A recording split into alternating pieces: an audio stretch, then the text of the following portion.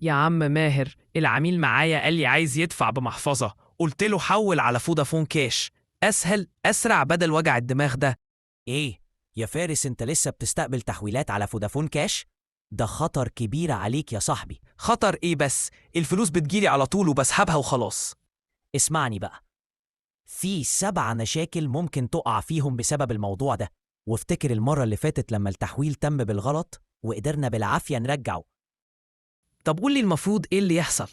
أعمل إيه يعني؟ الناس بتحب تدفع بالمحافظ. الحل موجود وسهل جدا. لو العميل عايز يدفع بمحفظة أو فيزا أو حتى إنستا باي أو حساب فاليو في نظام رسمي وآمن اسمه فلاش. صح، برنامج فلاش هو الوسيلة الرسمية الوحيدة للتحصيل، وبيحميك من كل المخاطر. طيب إزاي العميل يقدر يدفع من خلال فلاش؟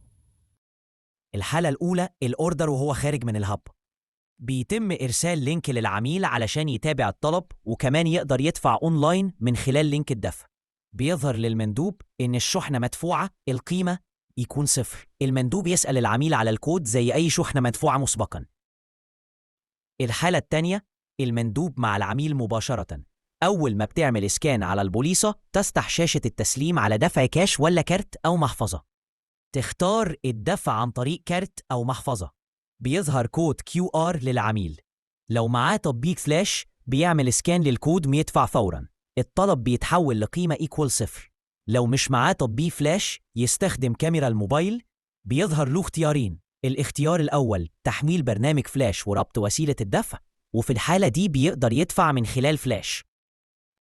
الاختيار الثاني لينك للدفع مباشرة بدون تحميل فلاش، وفي جميع الأحوال هيتم احتساب الأوردر 0 قيمة.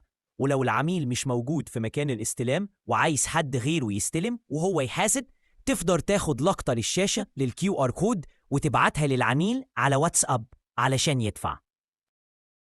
تأكيد أخير، ممنوع منعا باتا التحصيل بأي طريقة تانية غير فلاش. أي تحويل غير رسمي ده مخالفة جسيمة وبيحصل بسببه إيقاف فوري عن العمل.